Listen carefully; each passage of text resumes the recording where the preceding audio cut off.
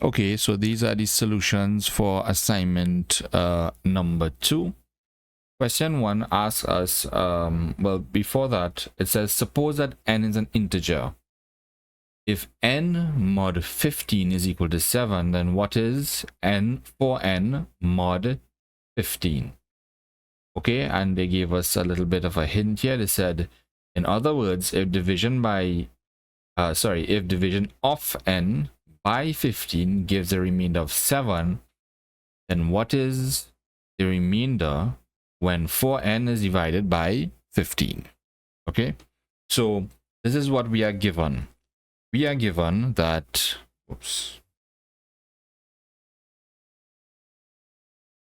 so we are given that n mod 15 is equal to 7.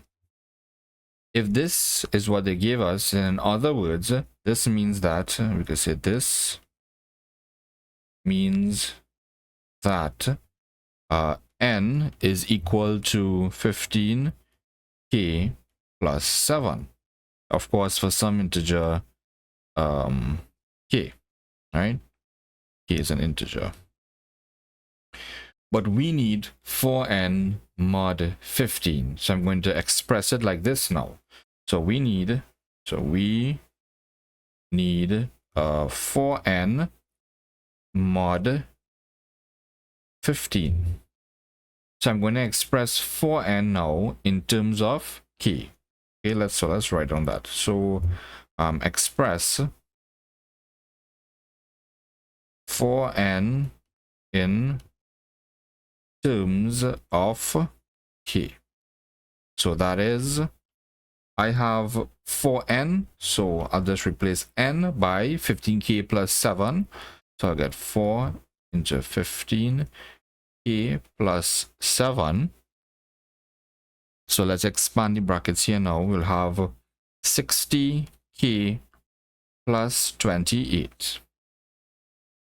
Now, we want the remainder when 4n we have is divisible by this 15. So I need to rewrite this in terms of multiples of 15. Now I'm seeing that 60 could go into 15 without leaving a remainder. But what about 28? So if I could divide the 28 now by 15, then that remainder is the remainder that I want, right? So rewrite this in terms of multiples of 15.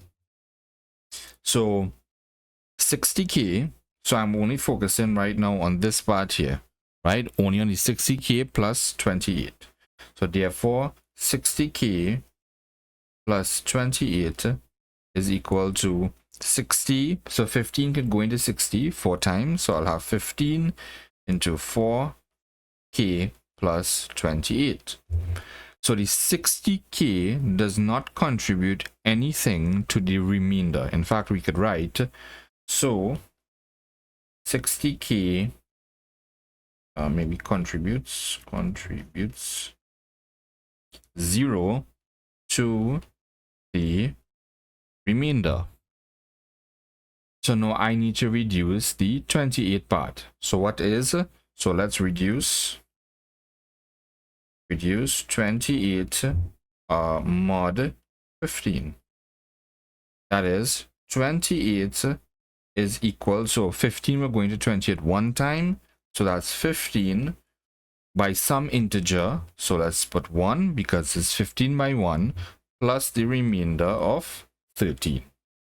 That is, in other words, we have written 28 is congruent to 13 mod 15.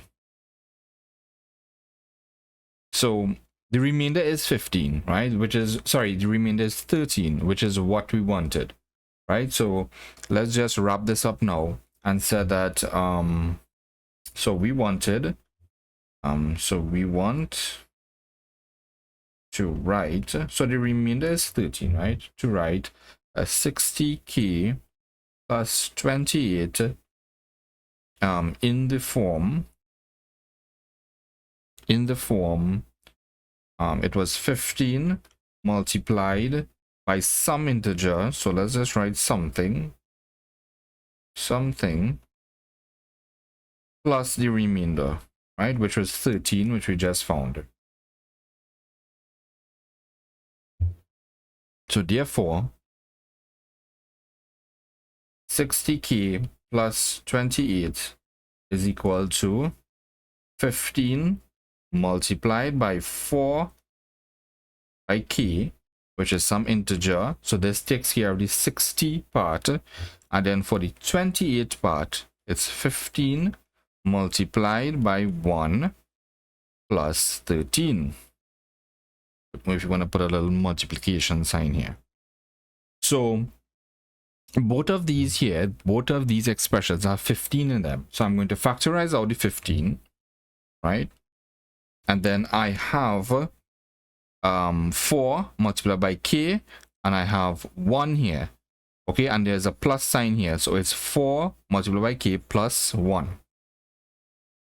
So I have 4 by k plus 1 plus my remainder of 13.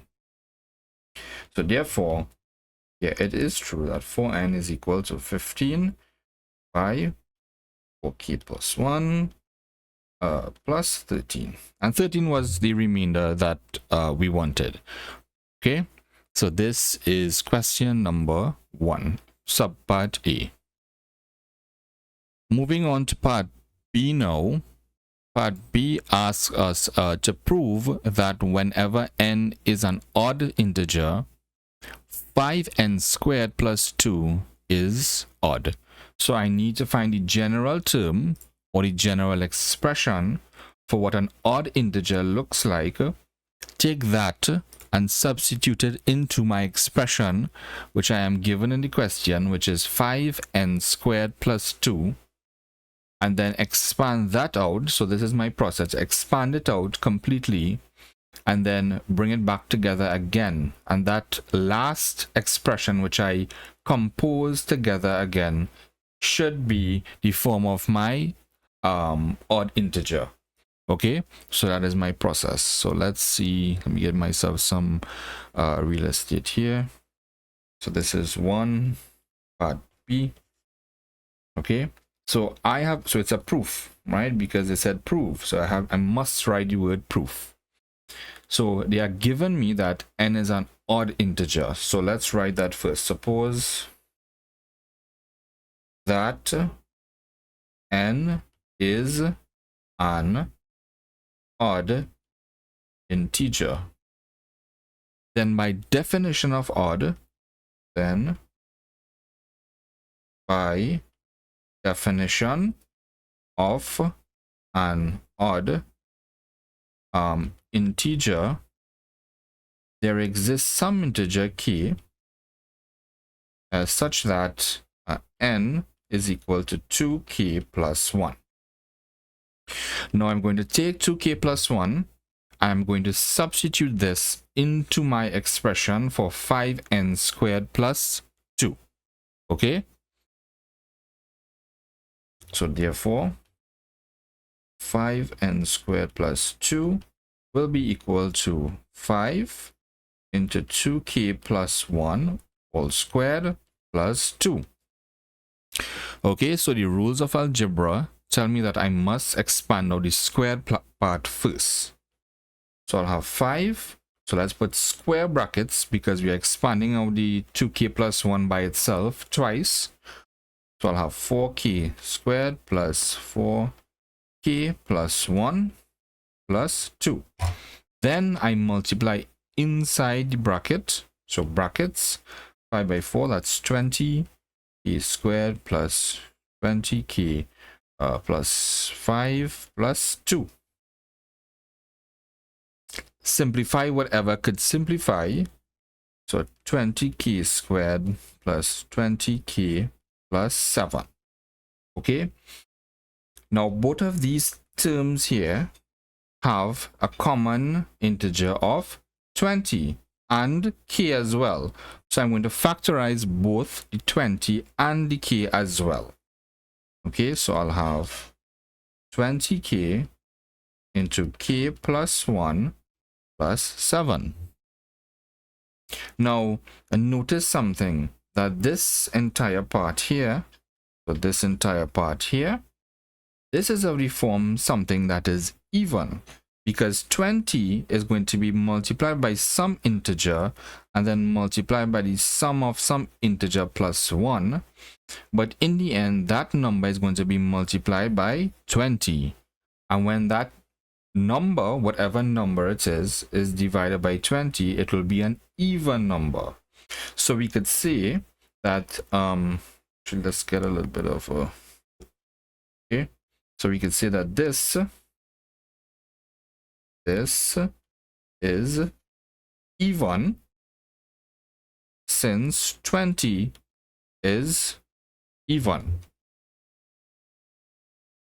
And since this entire part here now, let me just give myself some space, right? So since this entire part here now is divisible by 20, then I could work on this subpart here by itself. So I already have a part that here that is even. Okay, so since this 20k multiplied by k plus 1 is divisible by 2, then I could factorize again in terms of multiples of 2. Okay, so what? Okay, so let's write that out actually. Since it is, when I say it, I mean that the expression I underline here in white, it is divisible by 2. So 20k into k plus 1 is equal to 2 multiplied by 20, so that'll be 10k into k plus 1. And this part here, and this part here,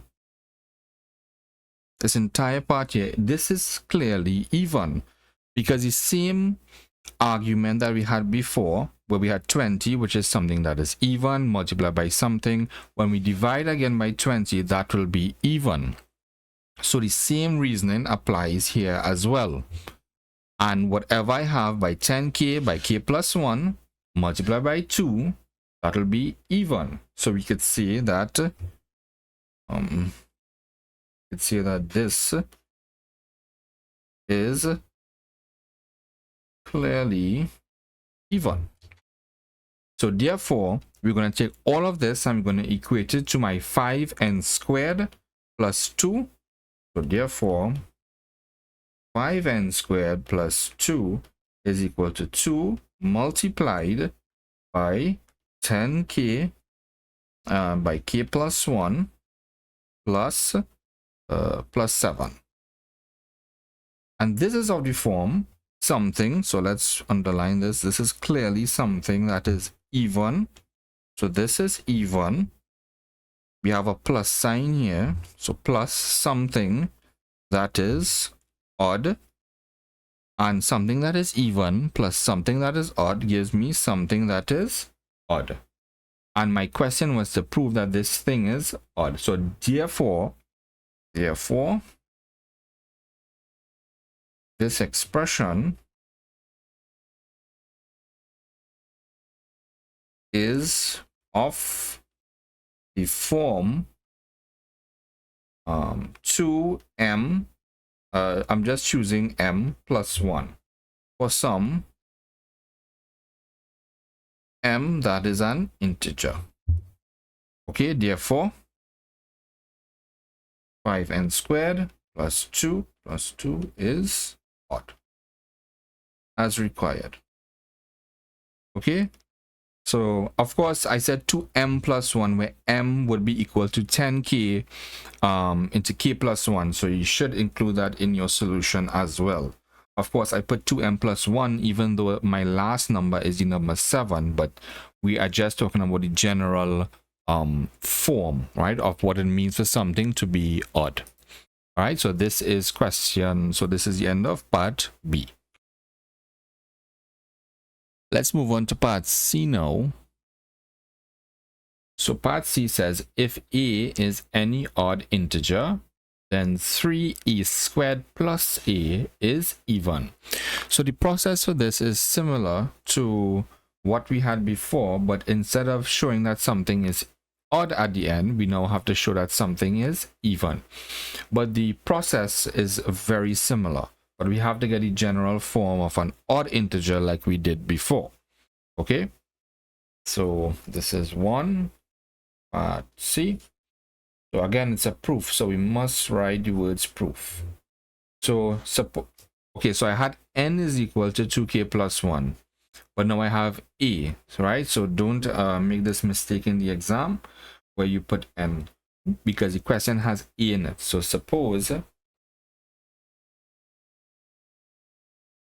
that a is an odd integer, okay, then by definition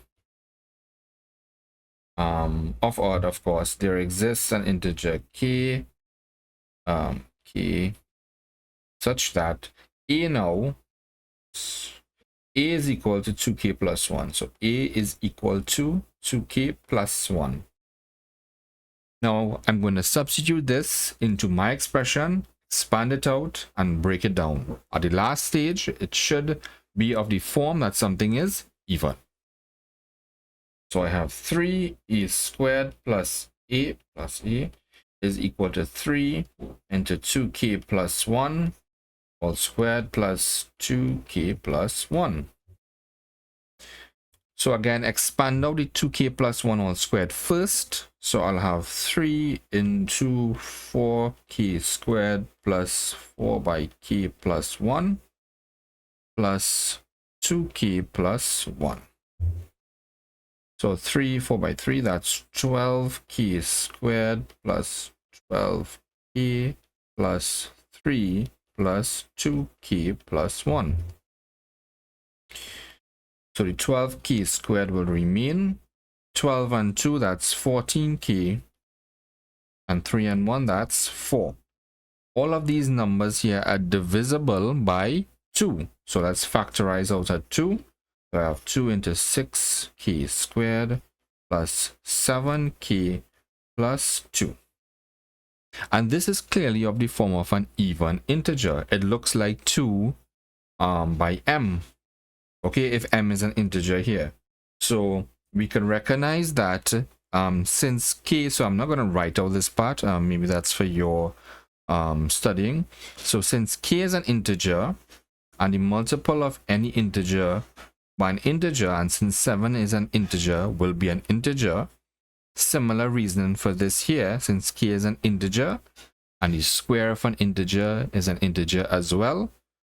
And then since the sum of integers are integers, then that means that we can represent 6k squared plus 7k plus 2 as an integer, which I'm going to call m, right? Or you could use any other integer letter variable that you want. So this clearly looks like since 6k squared plus 7k plus 2 is an integer, we must say this. And of course, what I just spoke about before as well, right? For each term, the expression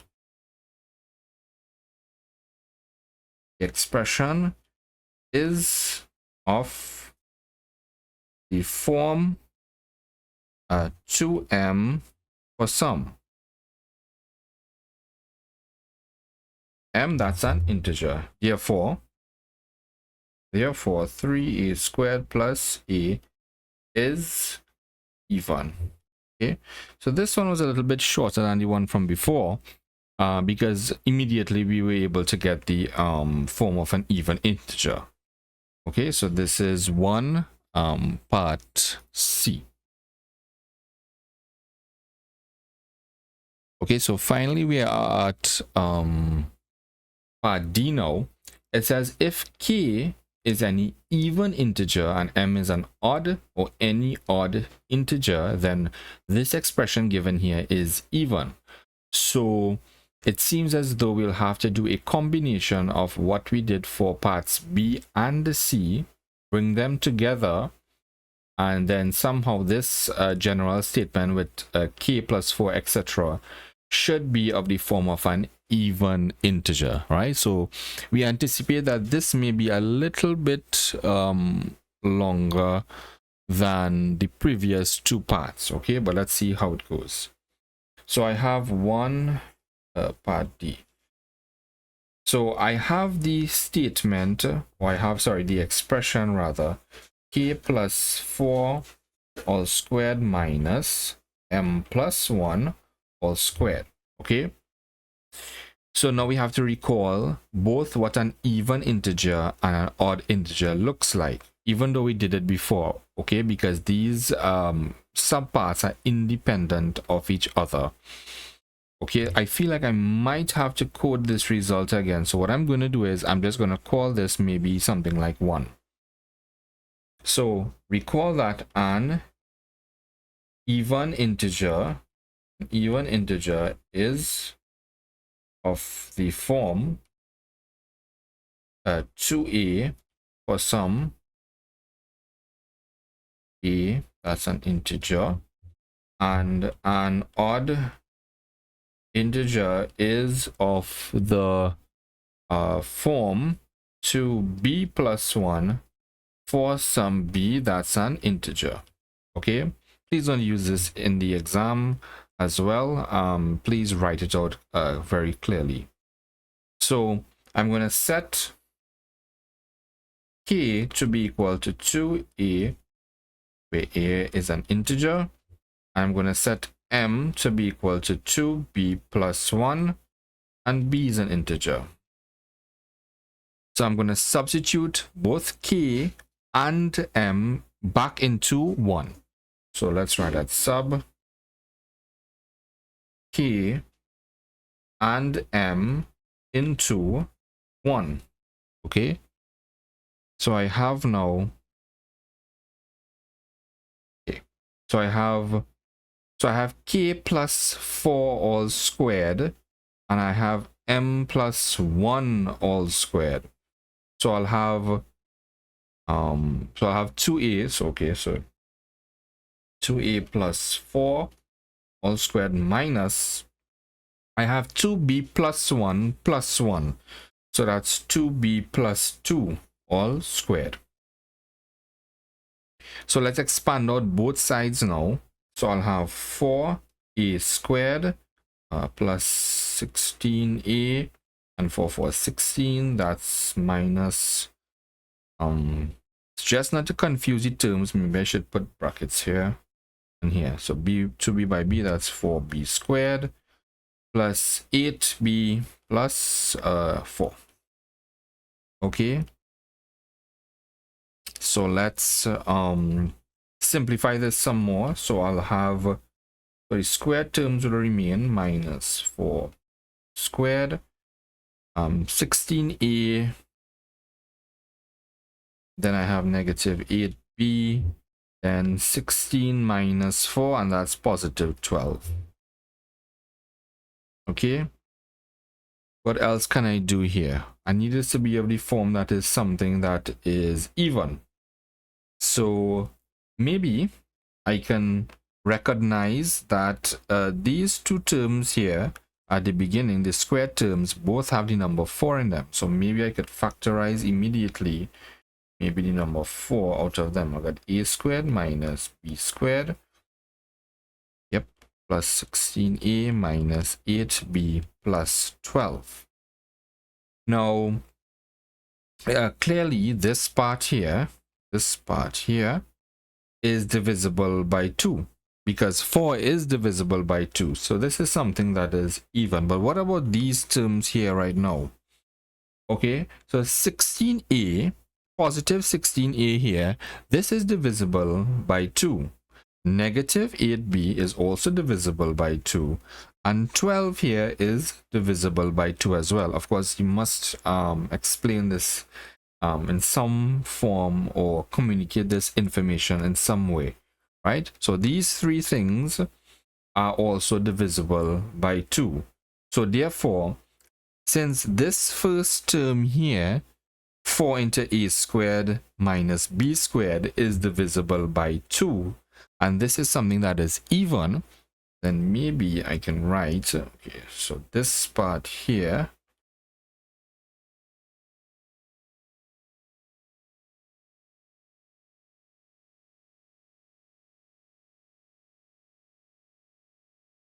two into a squared minus b squared. Okay, so now we could rewrite everything in terms of 2. So I'll have, sorry. So I'll have no, so okay, so this part here as well, this 16a minus 8b plus 12. So after I give that explanation that everything here is divisible by 2, then I can justify to write the next step, which is as follows. I can say, now this is equal to 2 into 2 by a squared minus b squared, and then everything else is divisible by 2. So I'll have plus 8a minus 4b plus 6. Okay, and everything here is divisible by 2. So let's just put a little underline, and maybe I could call this something. So everything that is underlined, maybe I could call it number 2, because number 1 was the original statement of the question. So therefore, I have, or I could say we have rather, we have that of k plus 4 all squared minus m plus 1 all squared is equal to 2 multiplied, all of this is an integer, by some integer. This is the general form which I wanted. Since, of course, since a and b are integers, let's write it separately, and a squared minus b squared are integers. So therefore, this part here, which I underlined 2, is an integer as well, since sums and products of integers are integers. Therefore, 1 is divisible by 2, and that means it is even. Okay, so this is the end of question number 1. Okay, so let's move on to question number 2 now. So question number 2 asks us to determine whether the statement, so you have a statement here, is it true for all integers, none of them, some of them, or false for other. So the first thing that I would do here is try to take this statement, rewrite it, right, in terms of our definitions of even and odd. In this case, we have odd, and then break it down just like we did in question 1 and see what general form that we get. Okay, so let's do that.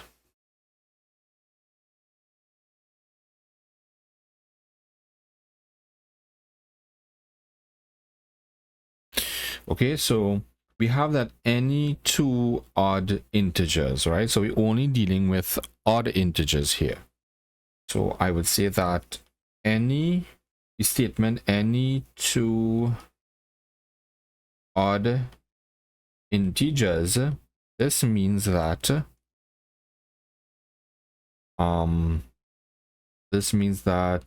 let's say let m and n be, let's say, odd integers.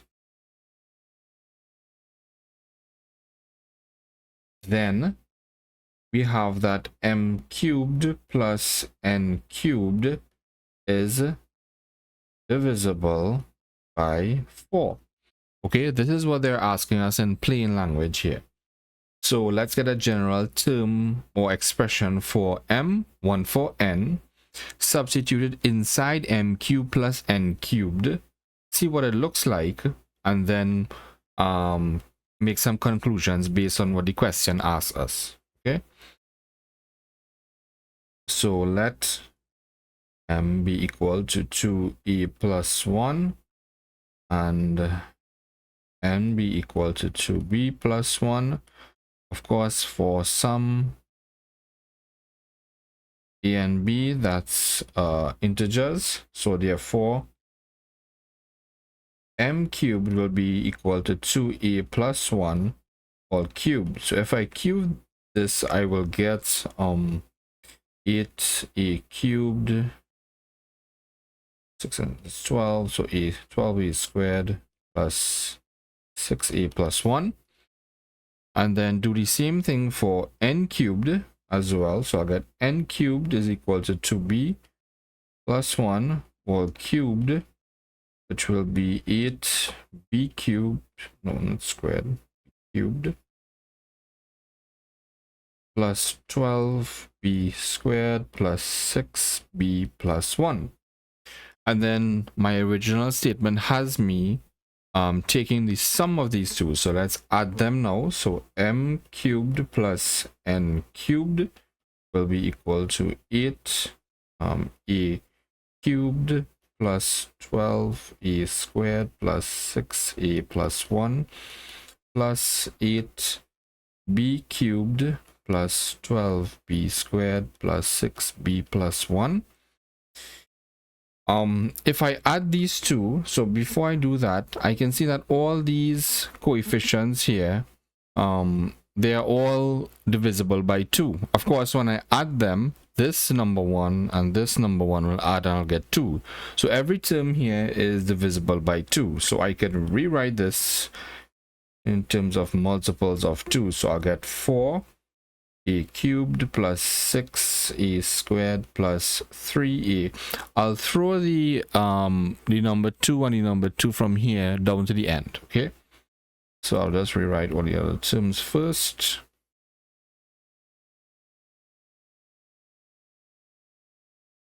Plus 1. Okay, now this expression that we have here now, this expression here is always even because it's divisible by 2.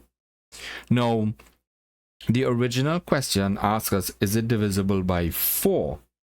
Okay, so because it is even does not necessarily mean that this term here, what you're going to get, is always going to be divisible by 4. Okay, so let's write that actually. So this expression, right, in white, is always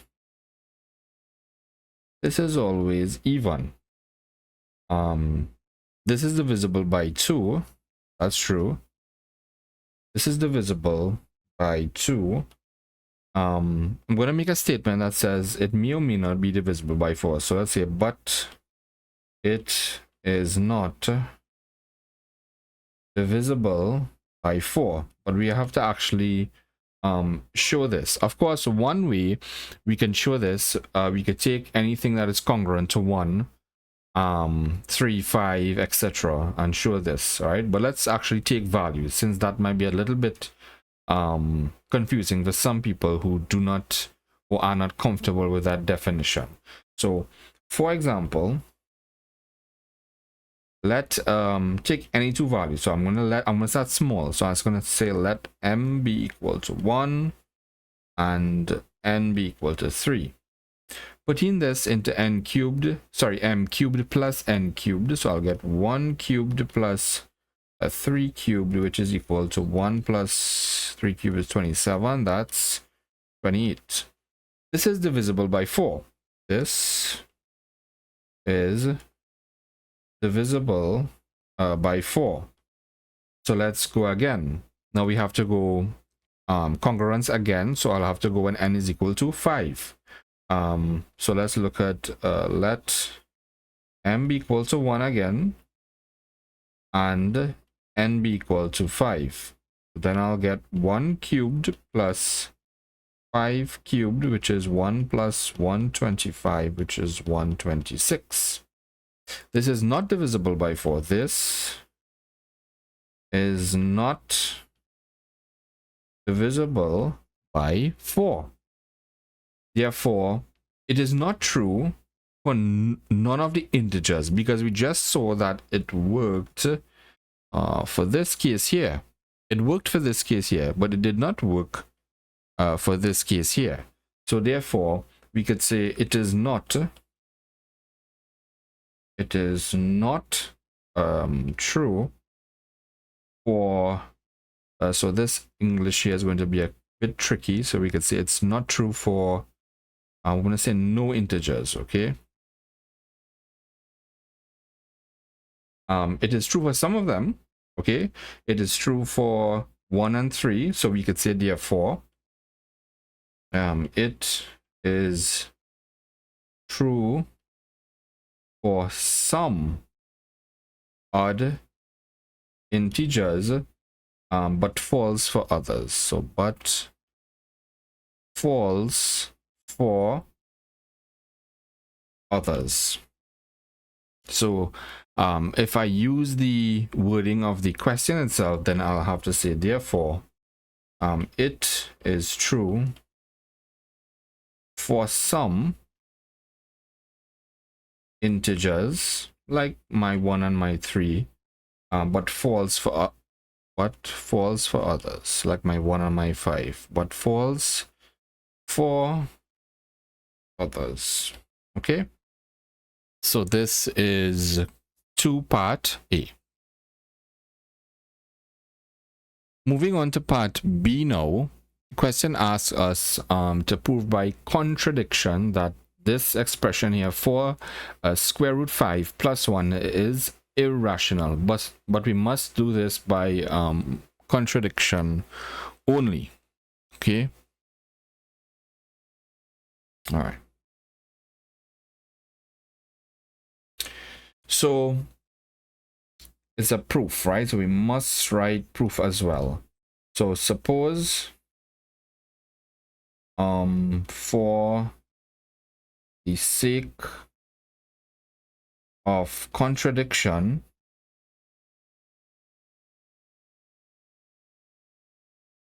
that the statement for square root 5 plus 1 is rational. It is rational because it's contradiction, right?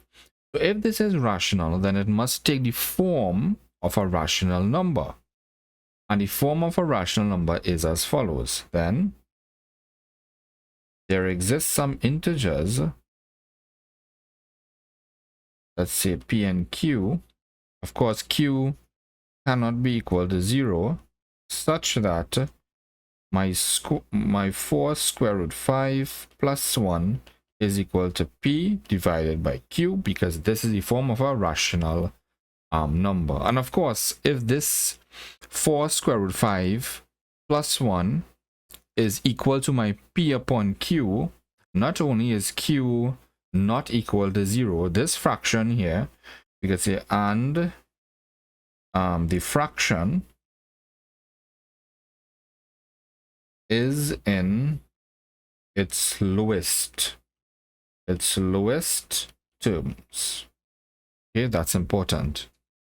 So if I break this down, then I should get the form of something that is rational or irrational. Let's see what we get. So let's subtract 1 from both sides to get rid of that 1 next to that 4 square root 5. So I'll have 4 square root 5 is equal to P upon Q minus 1. Subtract this fraction here. So I'll have 4 and simplify. So I'll have 4 into P minus Q all over Q. Divide both sides by 4. So I'll have 5P minus Q on 4 multiplied by Q. Now, the numerator, P and Q are both integers, right? The difference between two integers is an integer. Q is an integer. The multiple of an integer 4 by another integer is an integer as well. But remember, Q is not equal to 0. So this will take the general form.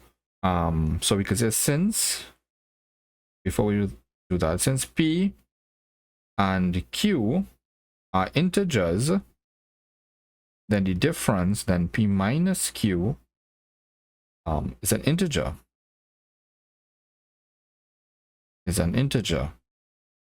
And 4 multiplied by Q is a non-zero integer. Therefore, the square root 5, which is equal to some integer divided by some non-zero integer, okay, takes this form here. Therefore, square root 5 is, we could say in plain words, we could say is rational. But this is a contradiction because square root 5 is irrational. So we could say this is a contradiction here. Therefore, but square root 5 is irrational. Okay, if you forgot, maybe in like parentheses here, you could say, we could say if this is like your side note, if 5 it was rational, in other words, A upon B, in its lowest terms,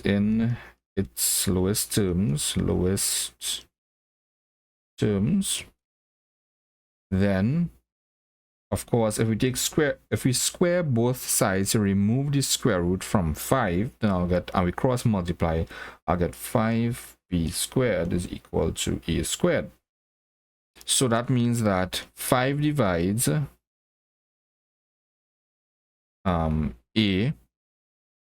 and 5 divides b, which means that the fraction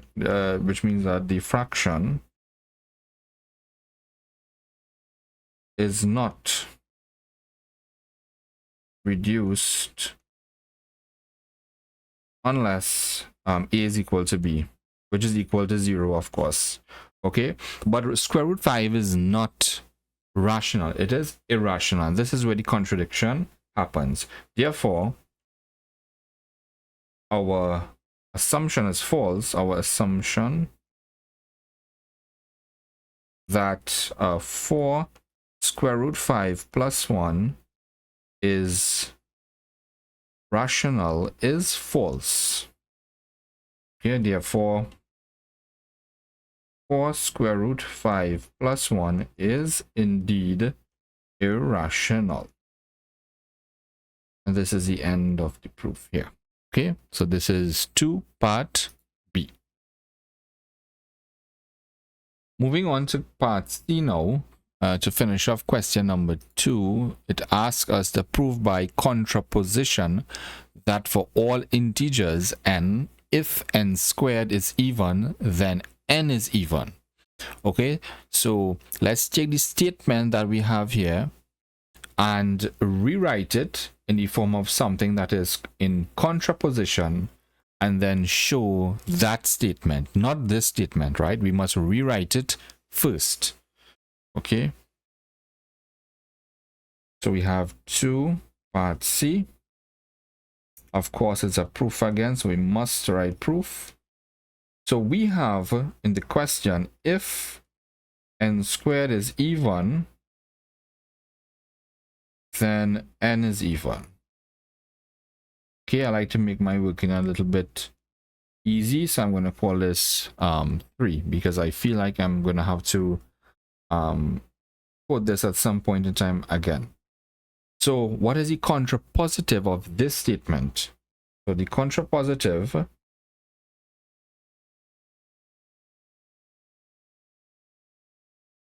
of 3 is if n is odd, then n squared is odd. Okay, so this is the statement that I need to prove. So now we have to say, suppose that n is odd. If n is odd, then we have to rewrite this in the form of what it means for something to be an odd integer. So then, by definition, there exists some integer k such that n is equal to 2k plus 1. So let's put this into our question now. So therefore, n squared now will be equal to 2k plus 1 all squared, which is equal to 4 multiplied by k squared plus 4 multiplied by k plus 1. So it's either I factorize this into, let's say, something like 4k. So this could be 4 multiplied by k into k plus 1 plus 1. Or I could try to make it look like an odd integer immediately, right? Which is much easier. So maybe that might be the better approach. So I could rewrite this as 2 multiplied by 2k squared plus 2k plus 1. And I can see that 2k squared plus 2k is an integer. So I can say since 2k squared plus 2k is an integer, then the expression, then this expression takes the form, or has the form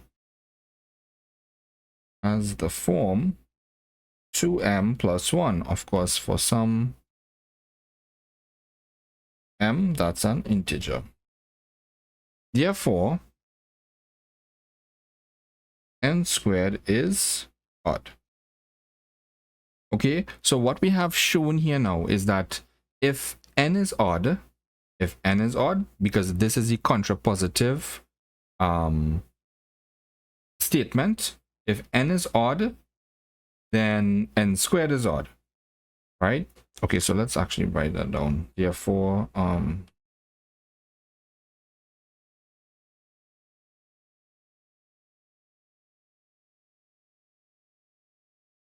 that if n is odd, then this implies that n squared is odd.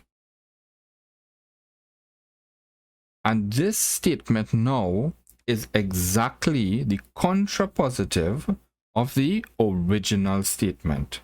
So we could say that this is exactly the contrapositive of the original statement. And since the contrapositive is true, we have just proven that this is true, then that means that the original statement as well is also true.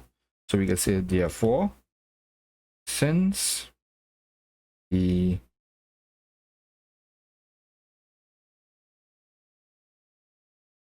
contrapositive is true, then the original statement, I forgot I quoted it, I'm already here.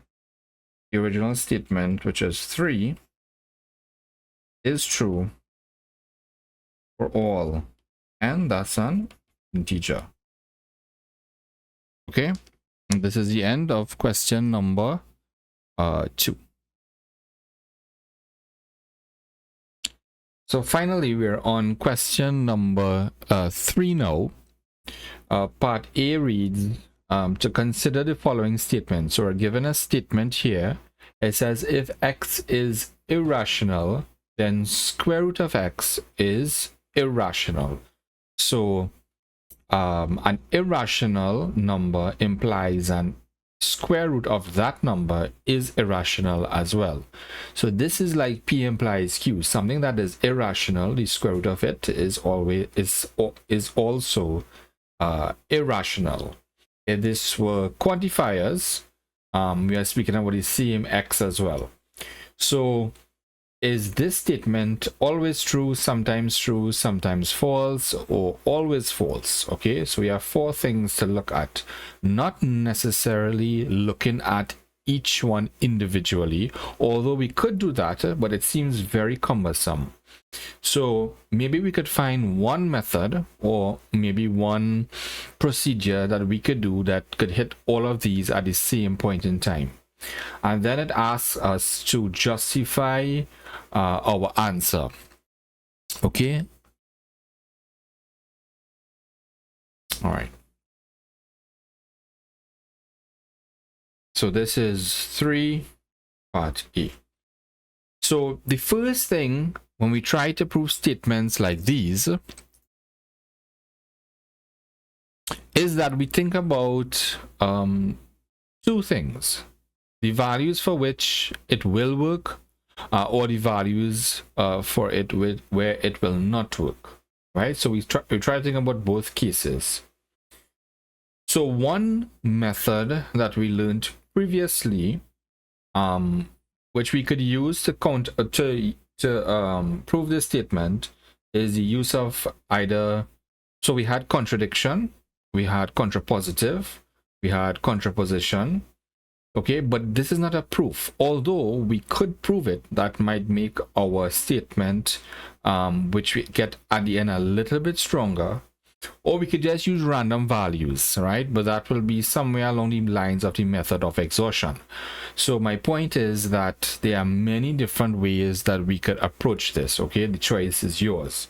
So one way that I think which we should approach this is to think about, well, what values do not work for this statement. Okay, so what I'll be thinking about is not an example to show that it will work, but rather a counter example to see which values it does not work for. So before we even look at the counter example, we also have to take the statement and fit it to suit our definition. Okay, so the first thing that I would do, of course, like I said, there are many different ways that you could do this, right? Think about the possible counterexamples.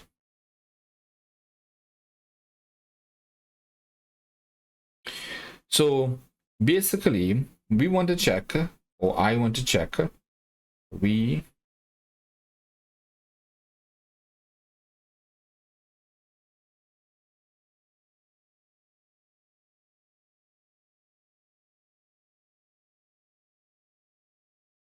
I want to check and see if there's an irrational number x such that the square root of x is irrational. Okay, so the first thing I would have to suppose is that x is rational, because again we're going counter example. So I would have to say, suppose that square root of x is rational. Okay, if the square root of x is rational, then the square root of x can be represented in the form a upon b in lowest terms. Okay, this is like the third time that I said we must put in lowest terms. Okay, and of course a and b are both integers and b is not equal to 0. Then of course square both sides so that we could remove the square root sign and make x the subject of the formula. So we'll just have x is equal to a squared all over b squared. So therefore x is a rational number. So we are setting up our counter example here. Another way that we could look at this is that from the contrapositive side. Okay, we can so we could look at this from the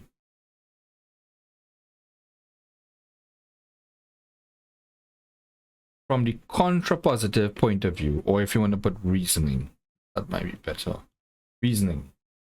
So the statement that we have is, if x is irrational, then the square root of x is irrational. Does this statement have a contrapositive? Does this statement have a contrapositive? Right? The answer is yes. Right? The contrapositive, so let me just put contrapositive of the original statement would be if root x is rational, then x is rational. Right? Then x is rational. Is the contrapositive true?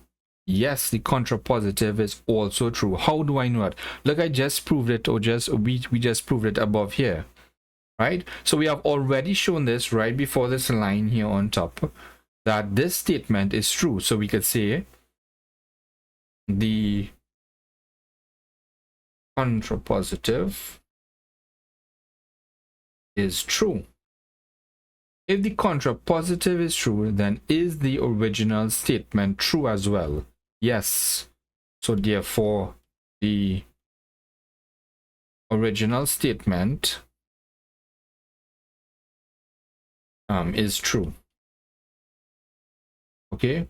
Now we can check by example. So what we have done here, we have laid the foundation for all the logic, right? So this will justify without actually having to go and do it for the values that we are going to take now. So now we could say we can check by example, if you want to put that. Check by example. So we have to find an example where the statement is true, right? So let's consider first an example where the statement is true. So the easiest number to pick, of course. So let x be equal to 2. Is 2, can we write this based on our definition here that we have in the question as an irrational number? Well, yes, because they said if x is an irrational number, then square root of x is an irrational number. So let x be equal to 2, and we could say since 2 is irrational under the square root, then the square root of 2 is irrational.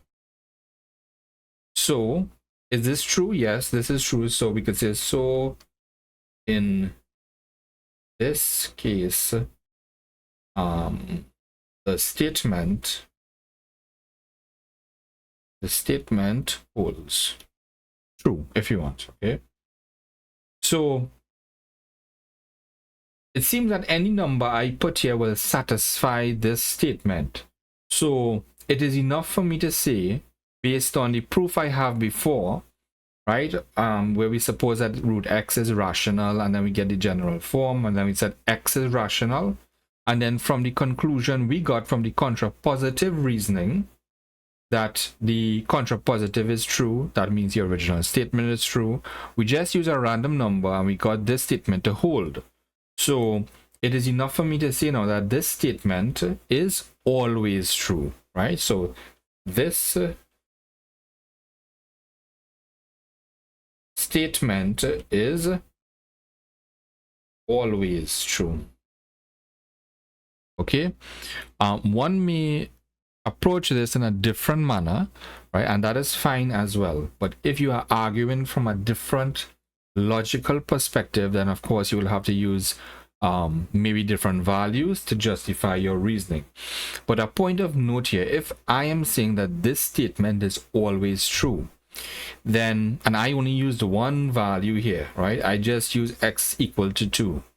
Then I need to put a domain restriction on these values such that this statement, which I came to the conclusion of being always true, is in fact always true, right? So that means I need to put a restriction on the domain, right? So I will say something like, if we assume that x is greater than or equal to 0, then since square root of x is not real for x less than 0, then the statement is vacuously true.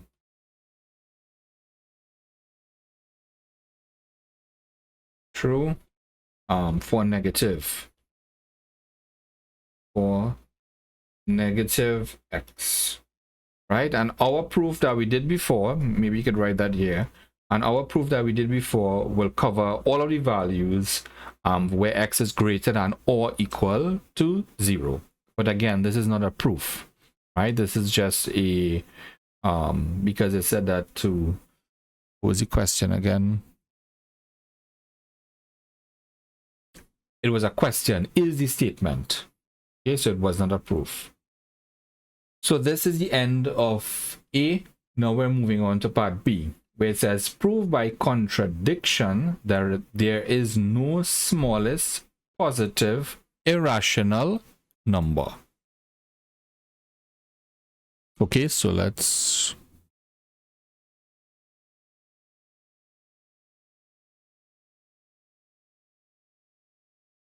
of course, this time it's a proof, so I must write the word proof, and it's by contradiction. So I must start by saying that suppose for the sake of contradiction that there exists a smallest positive irrational number. Okay, and call it something. Say x. Okay, say x. So if there is a smallest positive irrational number, and we're going to call it x. So if it's positive, then x is greater than 0. So then x is greater than 0. And of course, you could write it back, and of course x is irrational. Okay, but I don't need to write this really because it was already given in the line above. So now we're going to consider a number. Consider the number of the form x upon 2. Now the line above this says x is greater than 0. So since x is greater than 0, then x upon 2 is greater than 0. At this point in time, we have two properties of this here. We have that x is greater than 0 and x is irrational here as well. So I will have to approach this here in two different ways. Okay, so sorry, not two different ways, right? Two cases, right? I think that's more accurate, right? So we could split this as case 1, where we talk about the irrationality of x upon 2. So x upon 2 is irrational. That's the first one. Okay, of course you could have done x upon 2 being a positive irrational number first, right? But the choice is yours. So I'll just go with x upon 2 being irrational first. So remember, this is a proof by contradiction. So I have to say, suppose for the sake of contradiction that x upon 2 is rational. If x upon 2 is rational, then this represents the form of a rational number. So x upon 2 will be equal to some p upon q. Of course, for some P and Q that are integers, and of course Q is not equal to 0. Then I'll make X the subject of the formula, so I'll get X is equal to 2P all over Q. But X is equal to 2P over Q. That means this is, which is rational. Okay, but this is a contradiction. Because if we look right here, we'll see that X upon 2 is irrational. So this is where the contradiction happens here. Okay, so this is a contradiction.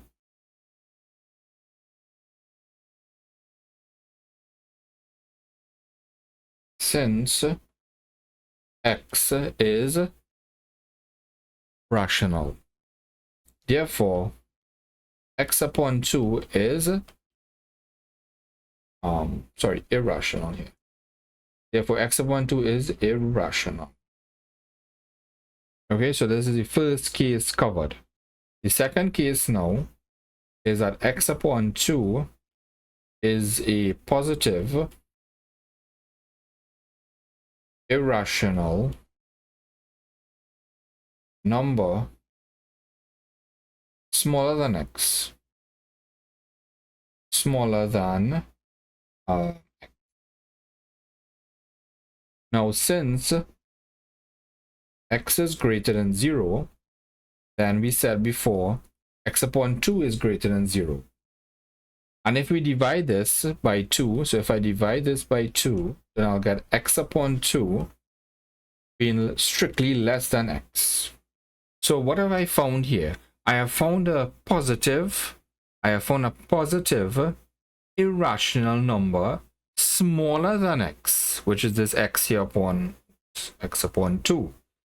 This is a contradiction because the statement says this is a positive irrational number smaller than X. So because here, so we have found a positive irrational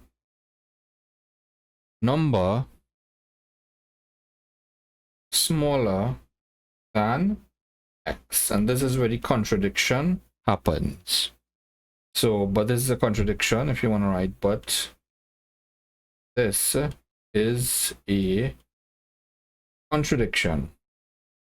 Of course, we should expand this some more and say to the assumption that X is the smallest positive rational number. Okay, X is the smallest positive rational number. What does this mean? It means that our original assumption is false. So we have to write, therefore our assumption is false. That means that there is no smallest positive irrational number. Hence, there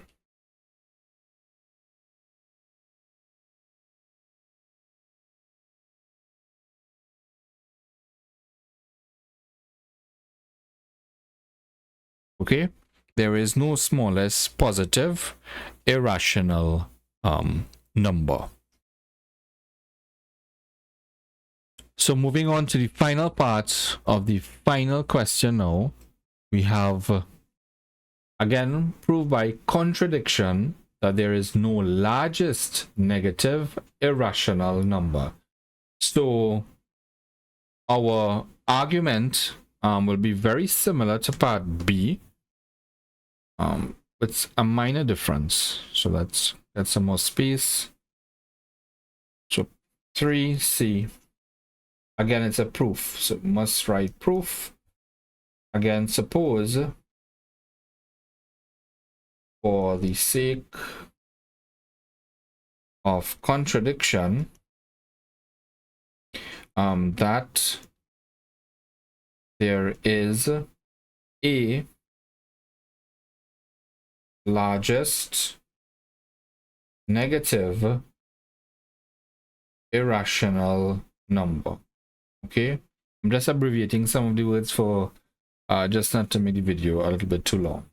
Let's call it something. Say X again. Okay. You could call it anything, maybe Y if you want, right? Now, since X is negative, then X is strictly less than 0.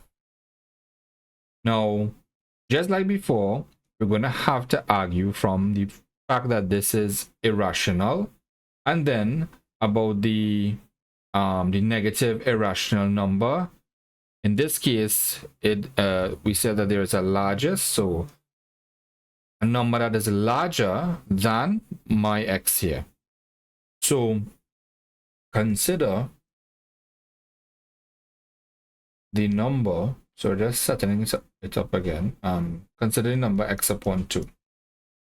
Since X is less than 0, then X upon 2 is less than 0. So now case 1. The fact that X upon 2 is irrational. So we're going by contradiction again. So we have to say, suppose for the sake of contradiction that my X upon 2 is rational.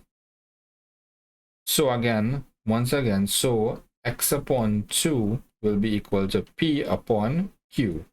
Again, for the same, for some P and Q, that's an integer, and of course Q cannot be equal to 0.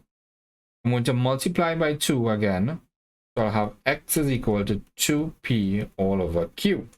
Again, this is where my contradiction is, right? Because this is rational,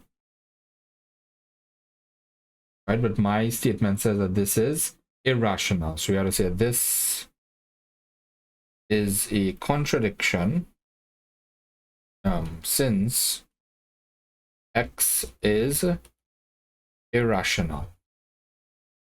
Therefore, X upon 2 is irrational. Let's do the second part now.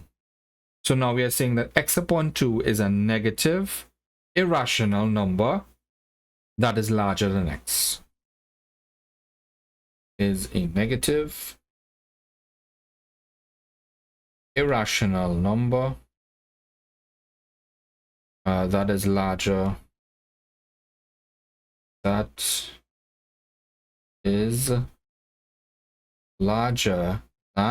X. Again, since X is strictly less than 0, then X upon 2 is strictly less than 0. If X upon 2 is strictly less than 0, then that means that X upon 2 is negative. So X upon 2 is negative.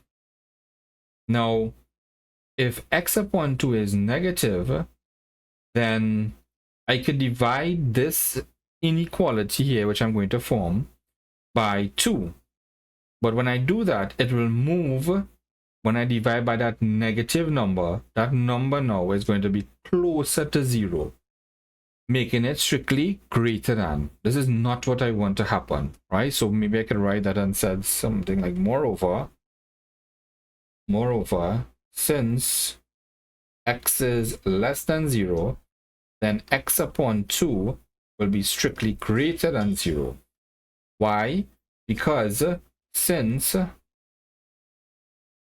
dividing a negative number by 2 means that it is closer to 0. And when that happens, it makes it strictly greater than, making it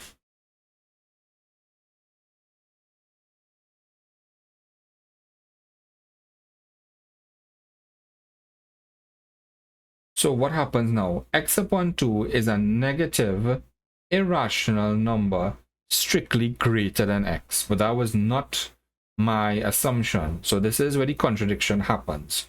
So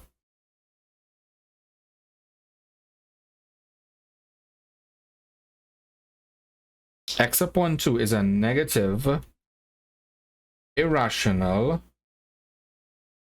number strictly greater than x, and this is where the contradiction happens. So we can say this contradicts the assumption that x was the largest negative irrational number. That means our assumption is false. So therefore our assumption is false. And of course, our conclusion line should be, therefore, there is no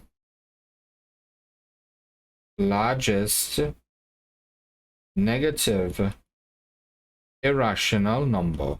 Of course, I'm just putting these number signs and so on to not have to write this for the length, right? But you should not do so. You should write out the complete word. Okay, so this brings us to the end of assignment number 2 solutions.